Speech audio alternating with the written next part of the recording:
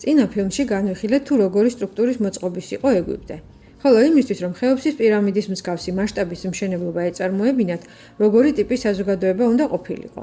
ვისაუბრეთ ეგვიპტის მიწათმოქმედებაზე, რაც ერთ-ერთი ძირითადი კომპონენტია ეგვიპტურ ეკონომიკაში.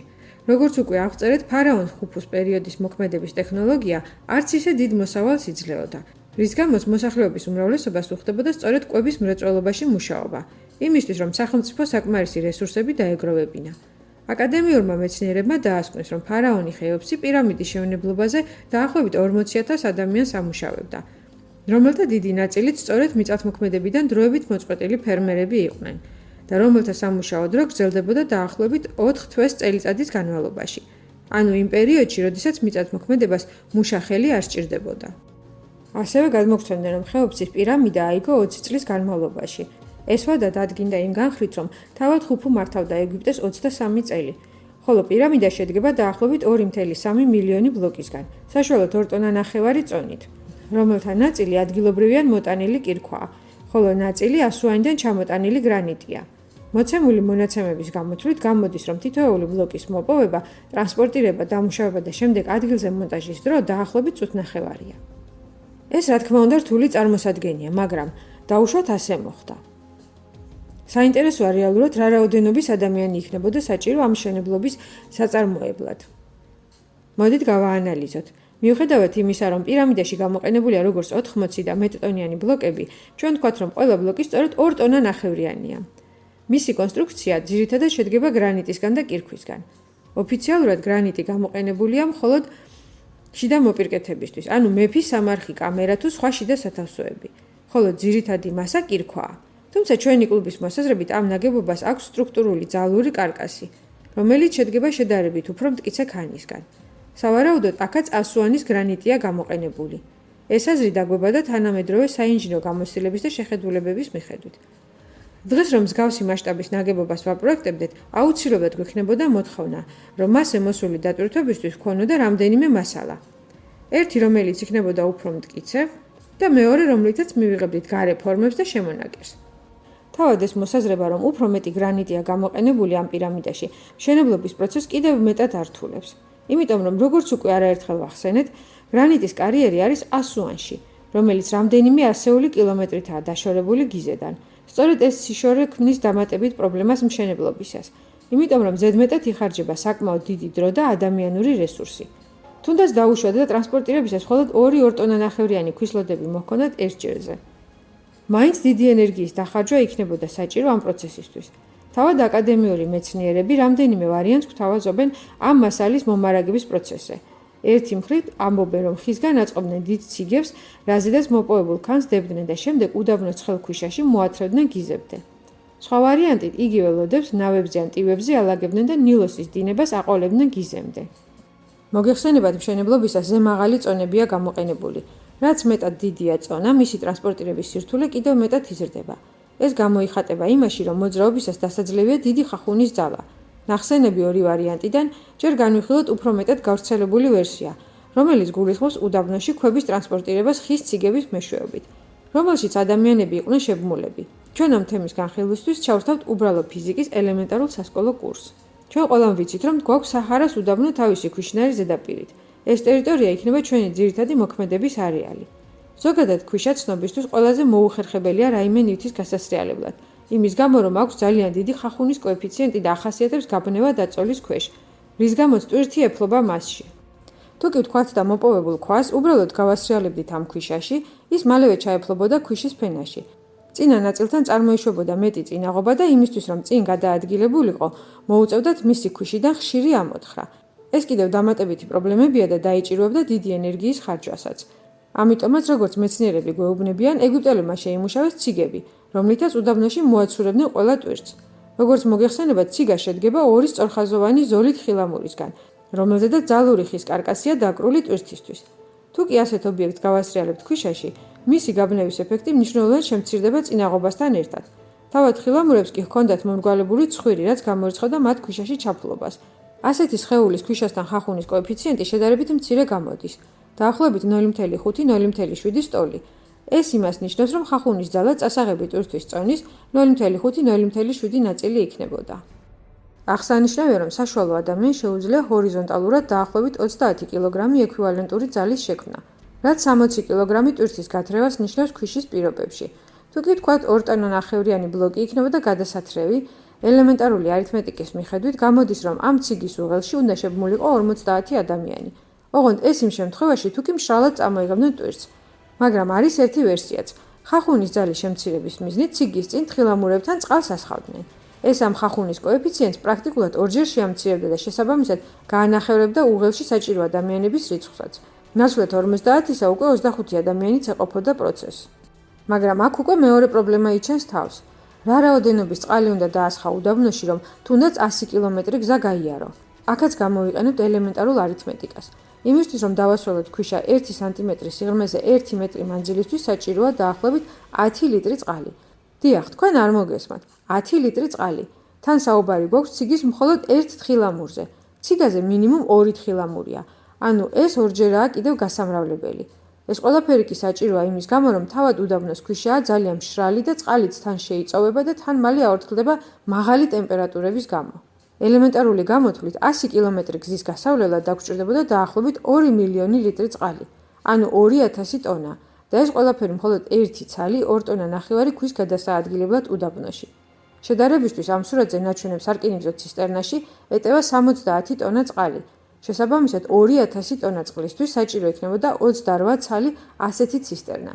ანუ პრაქტიკულად გადასატან ტვირთთან შედარებით 800-ჯერ მეტი წონის წყლის თრევა მოუწევდათ. ამ წყლის მოტანასაც ხომ დამატებით მუშახელი დასჭირდებოდა, რაც ცნობისათვის მრავალჯერ აღემატება უშუალოდ უღელში შეგმული ხალხის რაოდენობას. მოდი ვთქვათ, რომ საკმაოდ დიდი ოდენობის წყალზეა საუბარი მხოლოდ გადათრევის პროცესისთვის. გასაგებია, რომ ეს ვერსია რეალობას არ შეესაბამება. დაუბრუნდეთ ისევ მშრალი გადაზიდვის ფორმაზე. მაგრამ აქ უკვე უნდა გავითვალისწინოთ თავად მუშებისთვის საჭირო წყალი და საკვები. აქაც მარტივი სტატისტიკა და გათვლები შეიძლება გამოვიყენოთ. მძიმე უდაბნოს პირობებში მუშაობისას ადამიანს საშუალოდ სჭირდება 10-დან 16 ლიტრამდე წყალი. 8 საათიანი სამუშაო დღის პირობებში. მარტივი დათვლებით იმ 50 ადამიანისთვის დღეში იქნებოდა საჭირო 700 ლიტრი წყალი. არც ეს ციფრი გამოდის პატარა. ასევე გასათვალისწინებელია სავარაუდო განვლილი მანძილიც. ის არაუმეტეს 10 კილომეტრი იქნებოდა 8 საათიანი სამუშაო დღის განმავლობაში. ანუ 100 კილომეტრს გაივლიდნენ 10 დღეში. ესე იგი 100 კილომეტრის გავლისთვის დამატებით მინიმუმ 7 ტონა წყლის წაღებაც მოუწევდათ. არ დაგავიწყდეთ, რომ საუბარი ამ მომენტში მხოლოდ 1 ბლოკის გადატანაზეა. განმეორდებით პირამიდაში გამოყენებულია 2,3 მილიონი ცალი ბლოკი. ამ მომენტში ჩვენ არ განგვიხილია საჭირო საკვების წონაც და თან საუბარი გვაქვს იდეალურ სწორ ქვიშით დაფარულ უდაბნოზე, სადაც არც აღმართებია, არც ხეობები და არც ქვაღორღიანი ლანდშაფტი, რაც კიდევ მეტად გაართულებდა ტრანსპორტირების პროცესს. რა თქმა უნდა, მყარი ზედაპირის შემთხვევაში ბორბლის გამოყენება გაადვილებდა საქმეს, მით უმეტეს, რომ იმ ეპოქაში ეგვიპტეში ბორბალი უკვე გამოყენებაში იყო. მაგრამ ეს საშუალება არ გამოდგებოდა იმავე ქვიშიან უდაბნოში, რადგანაც ის ადვილად ჩაეფლობოდა ქვიშაში, თანაც დიდი წონის ტვირთების გამო. იმისთვის, რომ საჭირო სიმტკიცე მიეღოთ, თავად ბორბლის კონსტრუქცია საკმაოდ დიდი და მძიმე გამოვიდოდა. პლუს ეს მაინც არ იქნებოდა საიმედო და მას ხშირი შეკეთება დასჭირდებოდა. როგორც მოგეხსენებათ, ეგვიპტე უდაბნო და იქ ხის მასალა დეფიციტური პროდუქტია. არადა სამშენებლო საქმიანობა ხის მასალის გარეშე დღესაც წარმოუდგენელია. მიუხედავად ტექნიკური განვითარებისა, მაინც ვიყენებთ დღევანდელობაში ხის კოჭებს. ხოლო თუ ეგვიპტურ წარსულს განვიხილავთ, აკადემიური მიდგომით ერთადერთი მასალა, რითაც შეიძლებოდა იმ ეპოქაში ციგის დამზადება, სწორედ მერქანი იყო. თავად ეგვიპტეში გაზრდილი ხე, რომელიც მასალად გამოდგებოდა, იყო აკაცია ან სიკიმორი, მაგრამ ეს ხეები ვერ გამოირჩევა დიდი სიმტკიცით. მძიმე სამუშაოებისთვის, როგორც არქეოლოგიური გათხრებით დადგინდა, სხვადასხვა ქვეყნებიდან შემოჰქონდათ ხის მასალა. ერთ-ერთი იყო კედარი, თუმცა ის საკმაოდ ძვირი მასალა გახლდათ. ამიტომაც, როგორც მეცნიერები გვამცნობენ, პირამიდის მასალის მოსაზიდად ძირითადად ადგილობრივი ხის მასალის კომპოზიტური ნაკრებისგან ამზადებდნენ ციგებს. ციგა ყველამ ვიცით რაც არის. ბევრი თქვენთაგანი ალბათ ბავშვობაში ზამთარში ერთობოდნენ კიდეც ამით. კონსტრუქციულად იმ ეპოქის ციგაც ზუსტად ანალოგიური იყო. 2 თხილამური, რომელზედაც გარკვეული სიმტკიცის ხის ჩარჩო იდგა, რაზედაც ამაგრებდნენ გადასატან ქვის მასალას. ერთი შეხედვით აქაც არაფერი განსაკუთრებული არ ხდება. ყველანაირად შეიძლებოდა ასეთი ციგის მოფიქრება იმ ეპოქაში. არ შესრულება იქნებოდა პრობლემა, მაგრამ აქაც თუ დეტალებს ჩაუღრმავდებით, ერთ საინტერესო ფაქტს წავაწყდებით. როგორც უკვე აღვნიშნეთ, ქვიშას საკმაოდ დიდი ხახუნის კოეფიციენტი აქვს. ხახუნი კი როგორც მოგეხსენებათ, მასალის წვეთას იწვევს. უკვე ნახსენები წყლით დასველება, რომ ხახუნი შემცირდეს, გასაგებია, რომ უტოპიური აზრია. ანუ გინდა არ გინდა მუშაობის პროცესში ის ციგები აუცილებლად უნდა გაცვეთილიყო. ყველა ეპოქის მრეწველობაში მუდამ იყო გათვლა მოქმედი ინსტრუმენტის ცვეთაზე. ანუ მასში გადახდილი ფული რამდენად რენტაბელურია, მანამ ის ცვეთის გამო გამოუსადეგარი გახდება. ასევე იქნებოდა ძველ ეგვიპტეშიც. მათ აუცილებლად უნდა სწოდნოდათ ამ ციგის რესურსი. ანუ რამდენი მასალის გადატანა შეიძლებოდათ ერთეული ნაკეთობით, მანამ ის გადასაგდები გახდებოდა. დღეს თანამედროვე მეცნიერები და საინჟინრო მიდგომით მარტივად შეგვიძლია დავითვალოთ ქვიშაში მოცურავე 2 ტონა ნახევარი ტვირთით დატვირთული ციგის ცვეთის დრო. ფიზიკის და მასალათა მცოდნეობის ჩართულობით გარკვეული გამოთვლების გაკეთების შემდგომ დაახლოებით ასეთი სურათი მიიღება.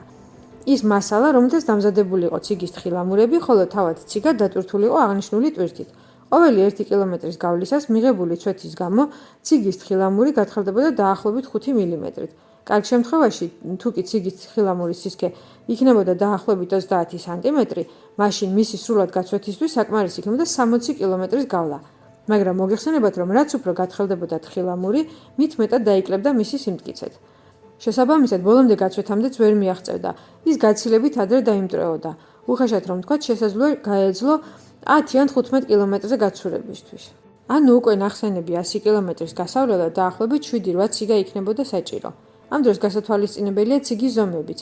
ის მინიმუმ 5 მეტრი მაინც უნდა ყოფილიყო სიგრძეში. ასეთი მასშტაბის მშენებლობისთვის მხოლოდ ქვების ამ მეთოდით ტრანსპორტირებაზე თუ რა რაოდენობის ხის მასალა იქნებოდა საჭირო, თავადაც შეგიძლია წარმოიდგინოთ. ყველაზე ოპტიმისტური გათვლებითაც კი ეგვიპტის ეკოლოგია ამას ვერ გაწვდებოდა. მედია გამაბათილებელ არგუმენტად იმას არ მოიფიქრებენ, რომ სწორედ მაგ პირამიდების მშენებლობის გამო გაიჩეხა ეგვიპტეში ტყის მასივები და მის მერე ეგ ტერიტორია გაუდაბნოებული. ამავე დროს გასათვალისწინებელია იმ მუშახელის რაოდენობაც, რომელიც ასევე ხის მასალის მოპოვება, დამზადება და ადგილზე მოტანაზე იქნებოდა დასაქმებული. ანუ ციგით მშრალად ქვიშაში მასალის თრევის თემას კიდევ მეტ უტოპიამდე მივყავართ. თუმცა თუ კი ჩვენ დღევანდელი განათლებით და გამოცდილებით შევეცდებით, რომ ციგა გამოვიყენოთ ანალოგიური საქმიანობისთვის, მაშინ ჩვენ აუცილებლად გამოვიყენებთ ისეთ შესაზეთ საშუალებას, რომელიც სიცხის პირობებში მალევე არ გაშრებოდა. ასეთი საშუალება არის ბიტუმი ან მაზუთი, რომელიც წარმოადგენს ნავთობის პროდუქტს. ეგვიპტის ტერიტორიაზე არის საბადოები, რომლიდანაც ნავთობი ბუნებრივად ამოდის ზედაპირზე. ის ასე იყო უძველეს წარსულშიც, მაგრამ ასეთ მასას ვერ დაღვით ჩვეულებრივ ქვიშაზე. იმისთვის, რომ ამ შესაზეთმა საშუალებამ ეფექტურად იმუშაოს, საჭიროა, რომ ის მყარ ზედაპირზე იყოს წასმული. ეს კიდევ წინასწარ კეთილმოწყობილ საგზაო ინფრასტრუქტურას ნიშნავს, რომელიც რა თქმა უნდა აგებულიყო დიდი ზომის ბლოკებით წინასწარ მომზადებულ მიწის გრუნტზე. თავად გზის მშენებლობა კი დღევანდელი მეცნიერების ერთ-ერთი დარგია, რომელიც ცნობისათვის თავის თავში შეიცავს უამრავ სხვა ქვედარგს. ამას კიდევ სჭირდება გაცილებით მეტი განვითარების მქონე საზოგადოება, ვიდრე ეს აღწერილია აკადემიური მეცნიერების მიერ ეგვიპტის შესახებ, ხოლო გზის აგების სამუშაოები საკმაოდ რთული შესასრულებელია. მასალა შედარებით მეტი წავიდოდა ასვანიდან გიზემდე გზის ასაგებად, ვიდრე თავად პირამიდის მშენებლობას დასჭირდა. რა თქმა უნდა, თუ კი ესეთი გზა იქნებოდა, მაშინ ერთეული ციგით გაცილებით მეტ ტვირთს გადაიტანდნენ. მას გამოიყენებდნენ არა მარტო ქვის სატარებლად, არამედ ჩართავდნენ სავაჭრო ქსელშიც, რაც ნიშნავს იმას, რომ ამ გზას აუცილებლად შეეკეთებდნენ არაერთხელ დროთა განმავლობაში. დღეს ასეთი გზა აუცილებლად იქნებოდა შემორჩენილი სულ მცირე გარკვეული ფრაგმენტების სახით მაინც. ასევე იქნებოდა აღწერილი ისტორიის ქრონიკებში თუ როგორ აიგო, როგორ შეკეთდა და ვინ სარგებლობდა ამით. ფაქტია, ასეთი ტიპის გზა ეგვიპტის ტერიტორიაზე არ არსებობს. ამ ყველაფრის გაანალიზების შედეგად მივდივართ დასკვნამდე, რომ უდაბნოს გამოყენებით ასეთი ზომის და წონის ტვირთის გადატანა არარენტაბელური და უაზრო იქნებოდა. როგორც თავში აღვნიშნეთ, მეცნიერებს აქვთ მეორე მოსაზრება, რომ მასალა მოდიოდა სამდინარო ტრანსპორტის საშუალებით. ანუ იყო აგებული გარკვეული რაოდენობის ნავების ფლოტი, რომელთაც ორმხრივი მოძრაობის პირობებში ჩამოქონათ ასუანიდან მასალა გიზეში, მაგრამ ამ თემაზე დეტალურად ვისაუბრებთ უკვე შემდეგ სერიაში. თუ ფილმი მოგეწონათ, რეაგირება მოგვიხდინეთ YouTube-ზე. თუ არ გამოგიწერიათ, ჩვენი არხი გამოიწერეთ, რაც მთავარია ფილმი გააზიარეთ, ამით დაეხმარებით ჩვენს არხს განვითარებაში. ახლა კი გემშვიდობებით მომავალ სერიამდე.